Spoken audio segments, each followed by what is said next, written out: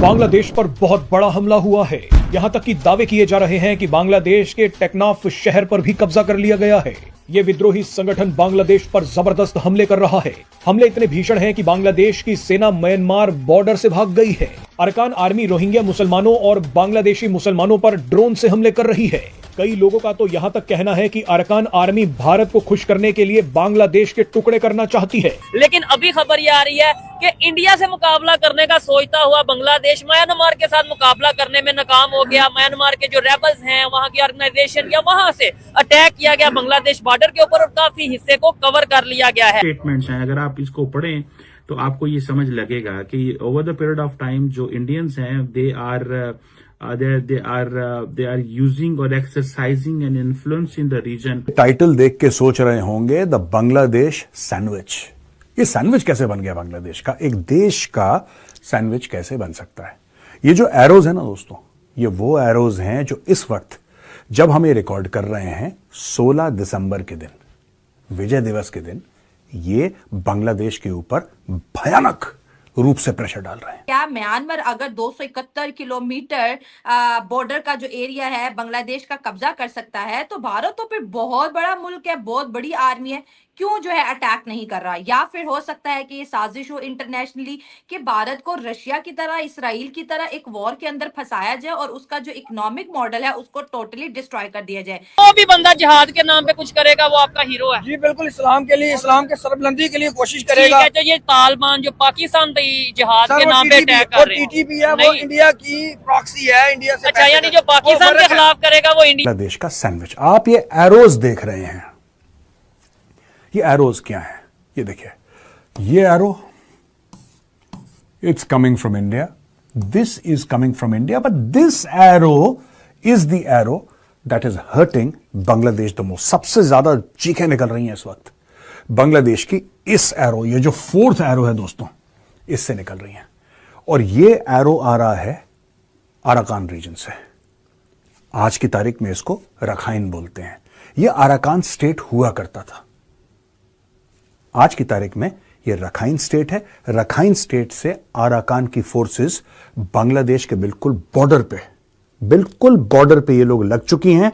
और वहां पे खास तौर से उस पूरे एरिया में, कॉक्सेस बाजार के आसपास का जो एरिया है, उस पूरे खित्ते में एक डर का माहौल है।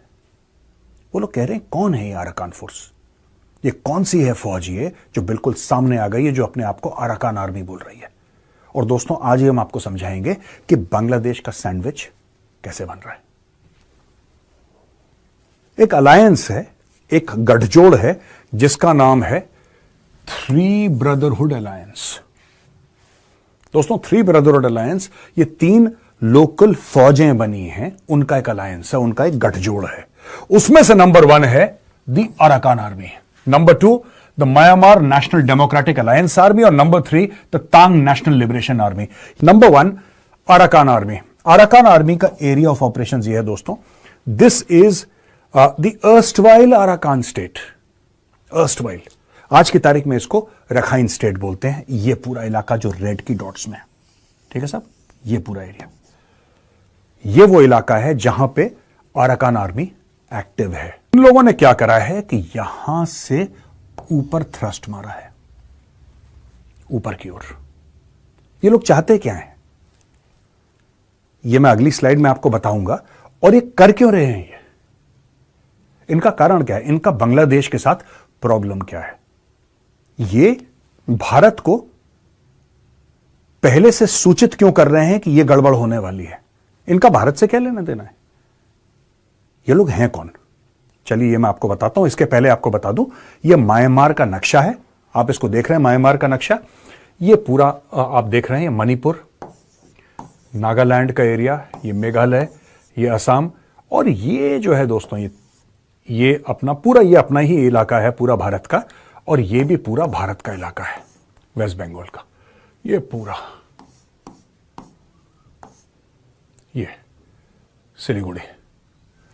आपने वो चिकन नेक वाला मामला सुना है ना? अब ये देखिए साहब, ये बांग्लादेश है पूरा का पूरा, और यहां से ये लोग बांग्लादेश को ठोक रहे हैं। from the southernmost part of Bangladesh. Bangladesh feels it is under attack by the Arakan army. अच्छा, इनके पास कोई उसकी दवा भी नहीं है कि अराकान आर्मी को हम कैसे कंट्रोल कर लें. They have no clue, they have no idea. चलिए ये समझते हैं. इसके पहले मैं आपको बताऊं ये सैंडविच कैसे बन रहा है. सबसे पहले ये समझ लेते हैं कि अराकान आर्मी है क्या. ये पूरा जो मामला है, what is it about, let's understand. दोस्तों, ये जो पूरा मामला है, इस इलाके को नाफ रिवर बोलते हैं. मैं मोटा मोटी आपको बता रहा हूं, दिस इज नॉट स्पेसिफिक. इस इलाके को नाफ रिवर बोलते हैं. बांग्लादेश में इसी का नाम है टेकनाफ.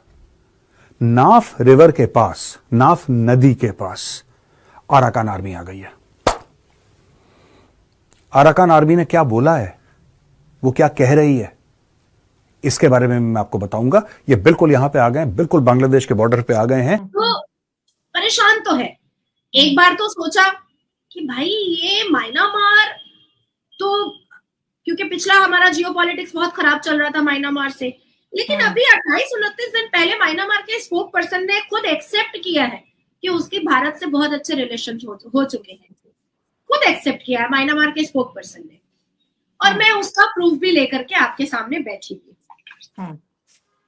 अब म्यांमार ने जिस हिसाब से बांग्लादेश के टेकनाफ पर कैप्चर कर लिया है, और चिटागोंग जहां पर सबसे ज्यादा, चिटागोंग जहां पर 2 लाख से ऊपर ज्यादा घुसपैठिया भरे हुए हैं रोहिंग्यास.